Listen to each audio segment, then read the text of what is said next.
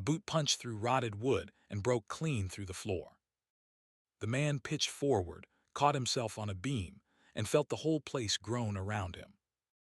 Dust came down in a thick gray sheet. He froze. Below the floor, something hollow echoed back. Too hollow for crawl space. Too deep for foundation. He pulled his knife and pried up another board. Then another. Then a third. What stared back from the dark hole was not stone. It was not earth. It was metal.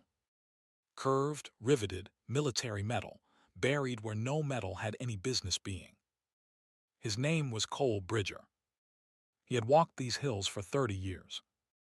He had hunted them, trapped them, slept in them. He had never seen anything like what was staring back at him from that hole. What had that old cabin really been built to hide? Stay with me on this one. He had been tracking the buck since first light. A blood trail thinner than his patience, drifting north along a ridge he had not climbed in 7 years. The shot had been clean enough to bring the animal down. It hadn't. That meant he owed it. Cole Bridger did not leave wounded animals to die slow. Not in his mountains. Not while he could still walk. By noon he was 3 drainages deep. The trail had taken him over scree, through laurel hells, across a creek so cold his boots were still wet at the ankles. The drops of blood had grown smaller. Smaller. Then nothing. The buck had either bedded down to die, or it had outlasted its wound. Either way, Cole was somewhere he had never been. The hills here folded in on themselves. No trail. No old logging cut. No fence wire. Nothing. He stopped to drink from his canteen and looked around the way a man looks around when he realizes the country he is standing in does not match the map in his pocket. That was when he saw the cabin. It sat low against a hollow in the ridge, half buried in laurel and rhododendron. The roof had given up on one side. Vines had crawled into the empty windows and then crawled back out. From 30 feet away, you would walk past and never see it. Cole had walked these mountains for 30 years and never seen it. He knew right away it was old. Older than him. Maybe older than his father. He pushed his way through the brush and stopped at the door. The door was still there. That surprised him. Cabins like this usually lost their doors to weather or bears or men cutting the hinges out for the metal. This door held. He pressed a hand against it and felt how heavy it was. Thick planks. Hand-hewn. Old craftsmanship. "Hello in the cabin," he called. He was a man who had lived alone long enough to talk to empty buildings without feeling foolish. Nothing answered. He pushed the door open with 2 fingers. The hinges screamed. A breath of cold, dead air came out at him. He stepped inside. Believe me when I tell you, the first thing he noticed was not the dust or the broken window or the spider web stretched corner to corner across the room. The first thing he noticed was that someone had once lived here. Really lived. Not a hunter's blind. Not a still cabin. A home. There was a table. 2 chairs at the table. A small stove against the back wall, rusted through. A bed frame in the corner with what was left of a mattress on it. A child's wooden toy on the floor by the bed. A horse, maybe. He couldn't tell anymore. The wood had gone soft and gray. On the wall above the bed, the paper had warped and curled, but he could still see what it was. Photographs. A man, a woman, 2 children posed stiff the way people used to pose. A wedding picture. A baby. Family. He stood there a long time and looked at those pictures. There was a calendar tacked beside the photographs. He stepped closer to read it. It took him a moment because the paper was so brittle. October 1962. He stared at it. 63 years. Whoever had hung that calendar had hung it 63 years ago and never come back to turn the page. Now here's the thing about an old cabin in the mountains. It tells you a story before you ever touch it. A cabin that's been emptied out by time looks one way. A cabin that's been left in a hurry looks another. This one had been left in a hurry. The plates were still on the table. A fork on the floor. A chair tipped over against the stove. As if someone had stood up fast and never sat back down. Outside, the wind had started to push against the windows. Cole could feel weather coming in from the north. He had two choices. Walk back down the way he had come, in failing light, with rain on the way. Or stay the night here and salvage what he could in the morning. He chose to stay. He set his pack down by the table. He pulled out his hatchet to break some of the rotted boards loose for kindling. He stepped on a soft section of floor near the bed. His boot went straight through. He pitched forward, caught a beam with one hand, swore. He pulled his foot back, slow, careful. The wood around his leg was soft as wet cardboard. He set the hatchet down and pried up the broken board with his hands. Below the floor, the dark went down further than dark should go. He frowned. Most mountain cabins sit on stones, on a few short pillars, on a dirt crawl space maybe a foot deep. You stick your hand under and you feel ground. Cole stuck his hand under and felt nothing. He pulled out his flashlight. The beam dropped into the hole and showed him a wall. Not dirt. A wall. Cinder block. Painted gray. Cole sat back on his heels and stared. Cinder block under a hand-hewn cabin in the middle of nowhere. He started prying up boards. Faster now. The third board came up. The fourth. The whole floor near the bed was rotted through and gave easily. By the time he had cleared a 6-foot square, he was breathing hard, and what he was looking at was a sealed steel hatch set flush into a concrete pad. The hatch was painted the color of old moss. It had a wheel handle on it. Like a ship's hatch. Like a submarine's hatch. There was a padlock on the wheel. He stared at that lock for a long moment. He thought about closing the boards back up, walking out, telling no one, and pretending he had never been here. He thought about how rarely a man stumbled into something like this, and how often the smart move was to walk away from it. Then he picked up his hatchet. 3 swings broke the lock. He turned the wheel. It groaned, but it turned. The hatch lifted. The smell that came up out of that hole was something he would never forget. It was old air. Air that had not moved in decades. Dry, dusty, and underneath the dust something else. A faint sweetness that he knew from his time in the Marines, in places he did not let himself think about.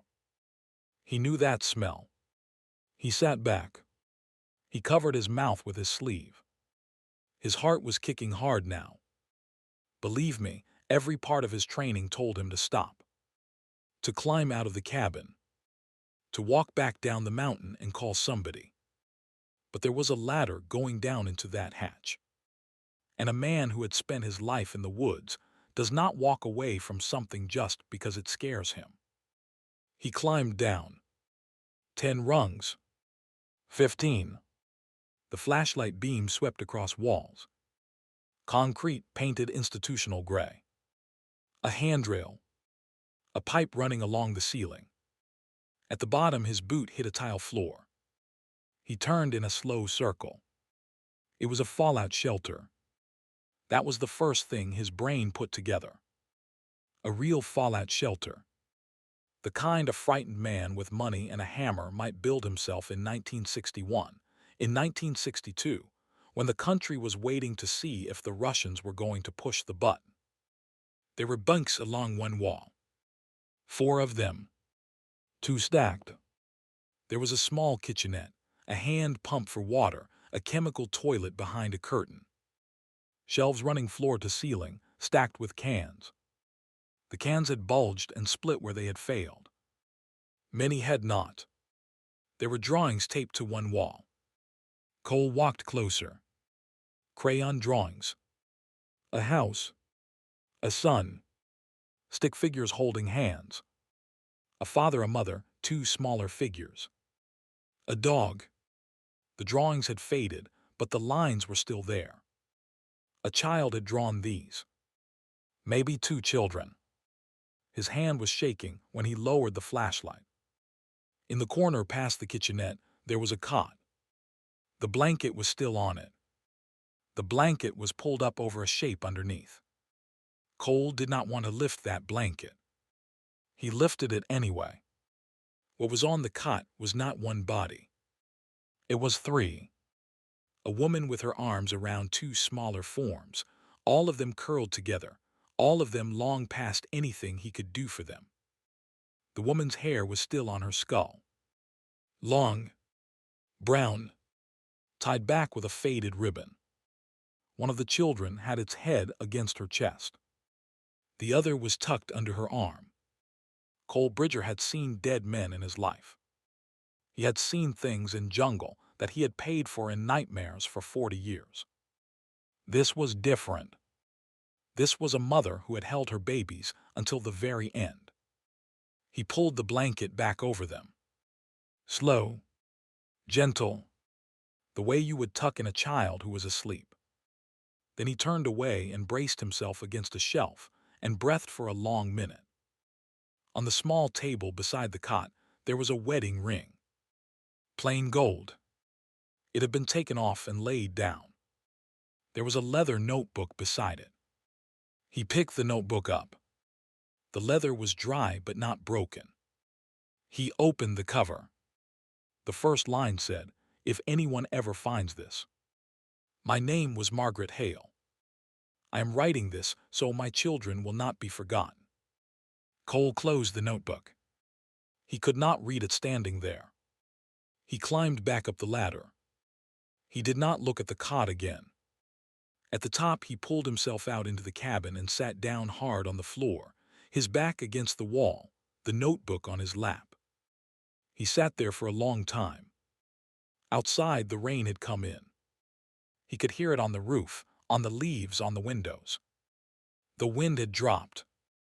Inside the cabin, in the dim, with that hatch open behind him, Cole Bridger reached for his canteen and took a slow drink of water. His hands had stopped shaking. Whatever this was, it had happened a long time ago. The mother had been dead before he was old enough to drive. The children had been bones for half a century. There was nothing here that could hurt him now. He decided he would walk down at first light. He would call the sheriff.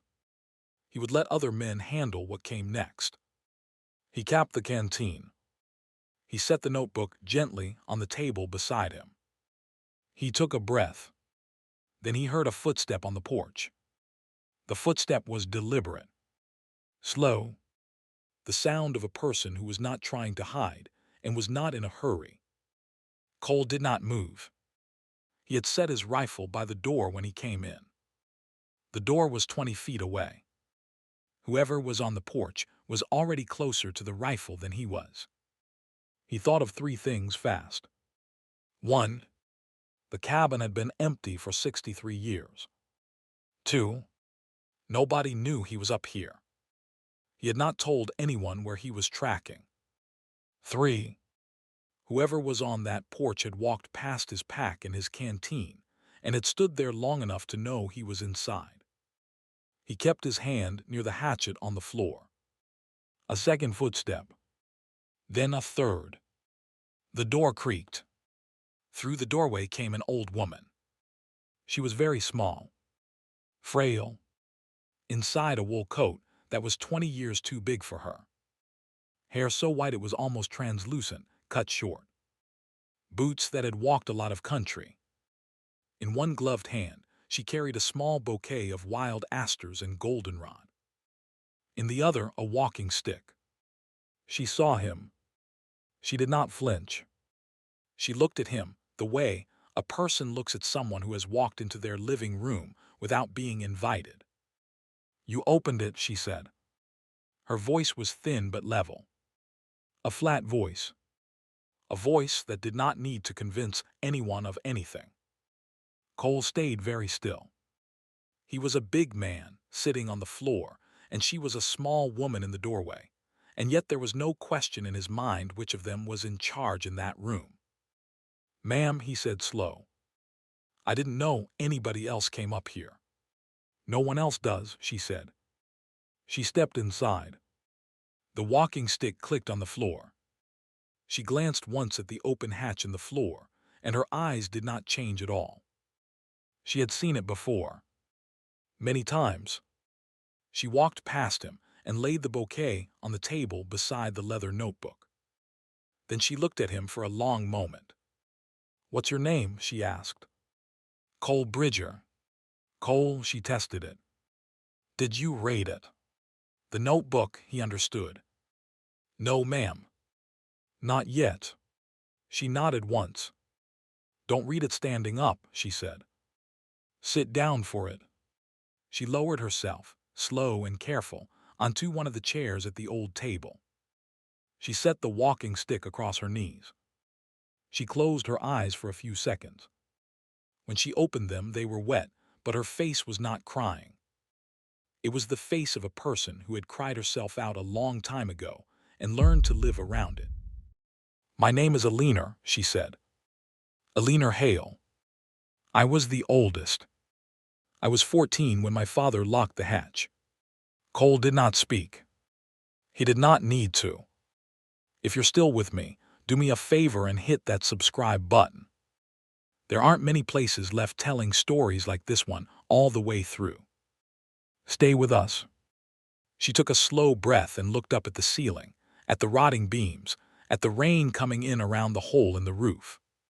"He built it for the Russians," she said. "That's what he told us. The Russians were coming. The bombs were coming. He was the only one who knew what to do, and the rest of us were lucky he loved us enough to save us." My mother believed him. For a while she believed him. She paused. "In October of 1962, he took us down those steps. My father had been an engineer for the government. A small job. A bad one. He drank too much. He was angry at men he could not name. The shelter was the one thing he had ever finished. He locked us in and said it would only be a few weeks. He went up to the surface every few days. He brought back food. He brought back news. The news was always bad. The radiation was bad. The roads were closed.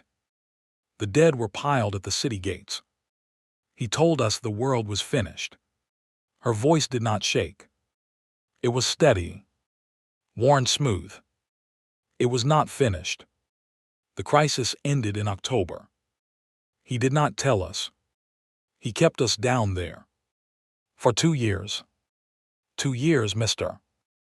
Bridger. He brought us food when he felt like it. He brought us books. He brought us nothing when he was angry." My mother begged him. He laughed at her. Cole closed his eyes for a second. "One day he didn't come back," Alina said. "We didn't know why. We waited. We rationed. We waited longer. The cans began to run out.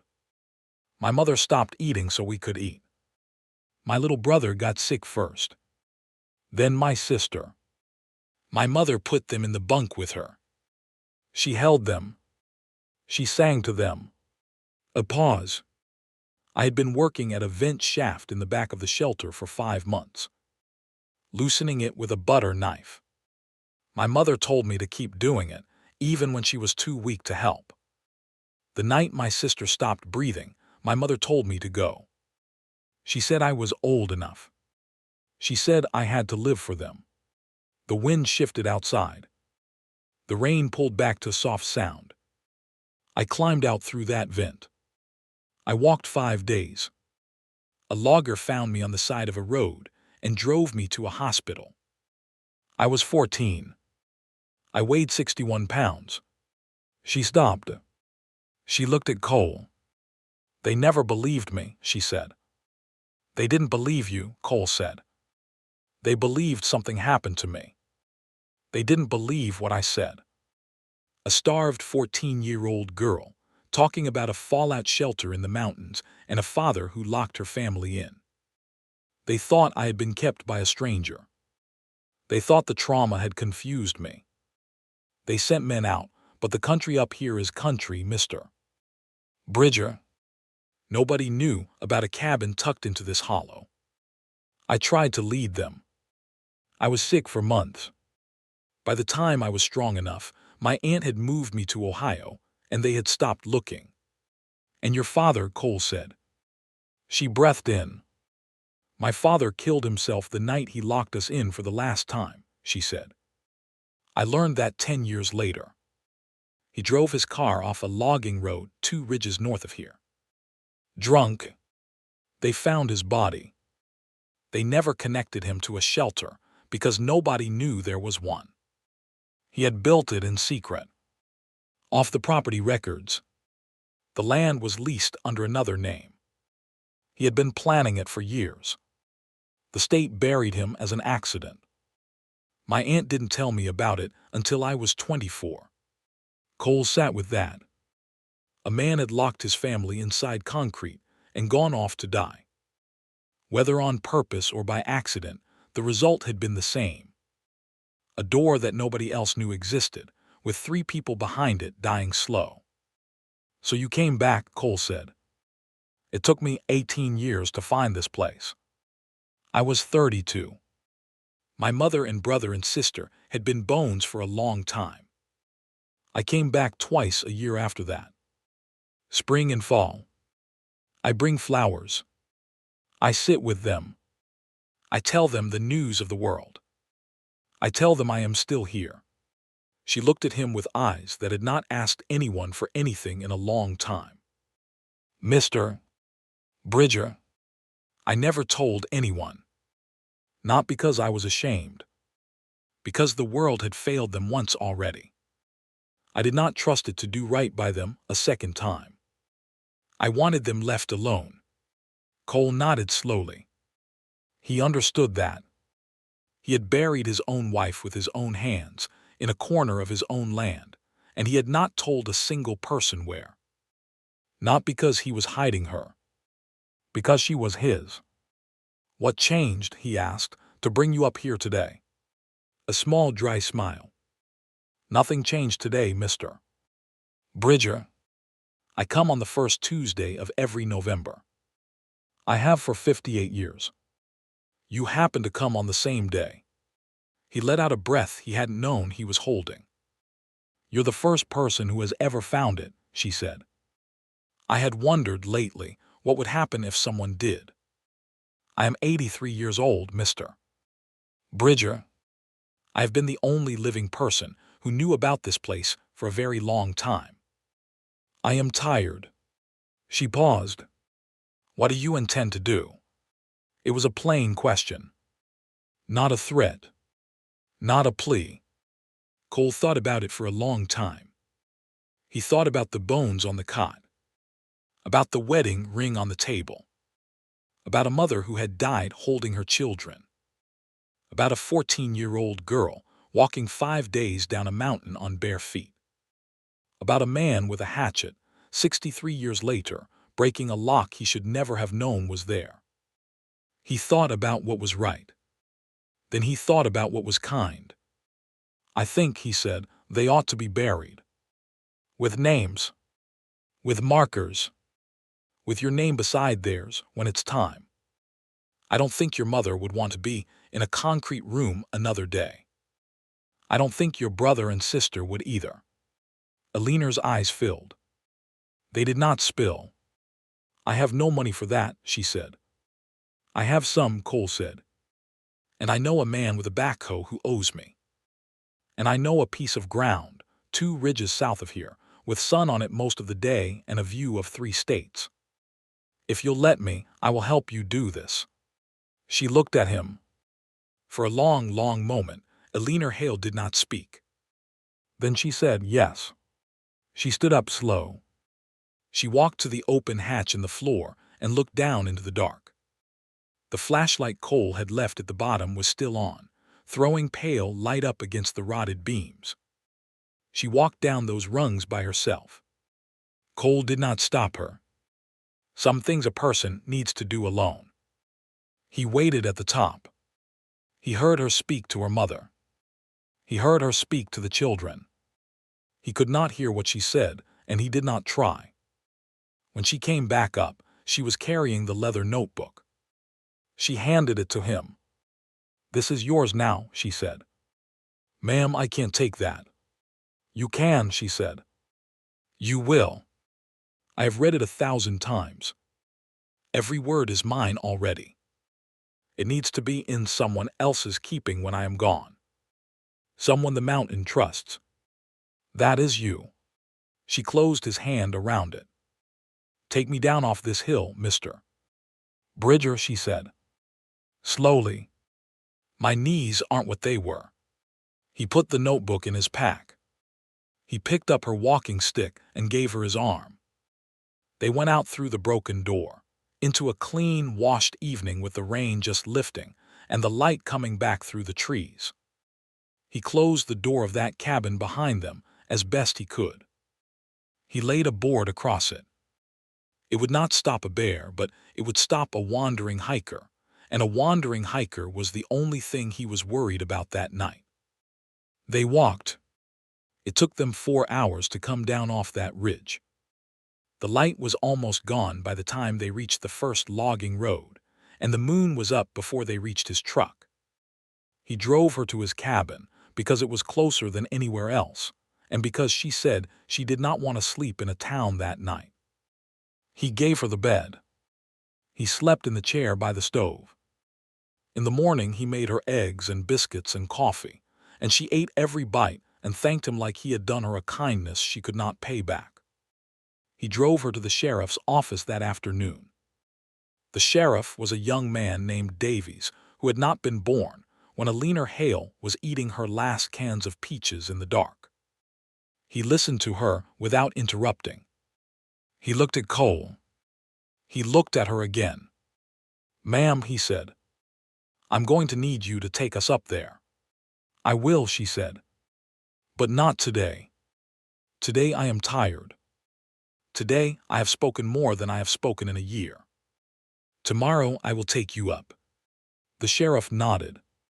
That gave Cole his chance. He stepped outside the office and made one phone call to a man with a backhoe 2 ridges south. He explained in plain words what he needed.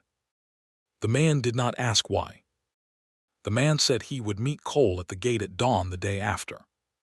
The next morning, Cole walked the sheriff up to the cabin himself, with 2 deputies and the county coroner. Alina came too, slower than the rest of them. She stood at the door of the cabin and would not go in. She had said what she needed to say to her family the day before. Cole opened the hatch for them. He let them go down. He waited at the top. Believe me, those men came up out of that hole different than they went down. Davies, the sheriff, looked 20 years older. The coroner had to sit on the porch with his head between his knees. The deputies did not speak. They removed the remains over 2 days. They worked careful. They worked quiet. The coroner told Cole, off to the side, that he would do everything he could to make sure the woman and the children were treated as a family. He would not let them be filed as a curiosity. He would not let them be a story for a tabloid. Cole shook his hand for that. The story made the regional news anyway. It could not be stopped. But by the time it ran, the bones had been laid out by a coroner who had a grandmother of his own, and the names were already on 3 small pine boxes, and the boxes were already in the ground on a south-facing slope 2 ridges from the cabin, with a stone Cole had bought himself, and a young dogwood Alina had planted with her own hands. The stone said Margaret Hale, Thomas Hale, Ruth Hale. They were loved. They were not forgotten. Alina stood by that stone for a long time the day they finished. Her hand was on Cole's arm. The wind moved her white hair. She did not cry. She had cried for 63 years already. She told him, walking back to the truck, that she felt lighter than she had in her whole adult life. She passed that winter. It was a quiet passing. Pneumonia in a small house in Ohio. Her neighbor found her in the morning. There was a small bag packed by the door, with a return ticket to Cole's town inside it. She had been planning to come back for spring. The neighbor called Cole. The neighbor had Cole's number on a card in Alina's kitchen, with the words for matters of the cabin written above it in a careful old hand. Cole drove to Ohio. He buried Alina next to her mother, on the south-facing slope, 2 ridges from the cabin she had been climbing back to for 58 years. He added her name to the stone himself. He went back to the mountains after that. He still hunts. He still traps. He still talks to empty buildings. His hair is whiter than it was a year ago, and his knees are a little slower, but the country up here forgives slow knees as long as you keep walking. Sometimes in late fall, when the leaves are off the trees and the light comes in low, Cole walks back up to the hollow where the cabin used to stand. The cabin is gone. The state had it taken down and the hatch sealed with concrete and the entrance filled in. There is nothing left there now but a small clearing and a dogwood Alina's nephew planted on the spot. Cole sits there sometimes. Not long. Long enough. He keeps the notebook in a drawer by his bed. He has read it through twice. He does not read it often.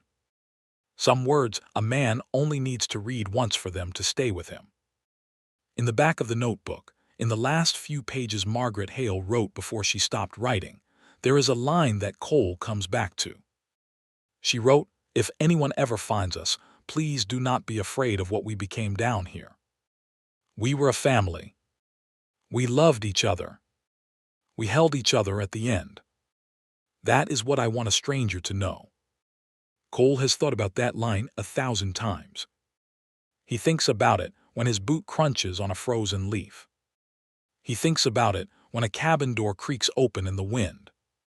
He thinks about it when he passes the south-facing slope on his way home. He thinks about it most often when he remembers the sound of his own boot punching through that rotted floor. He went into those hills tracking a wounded animal. He came back down carrying a family. That is what the mountain gave him. That is what he carries now.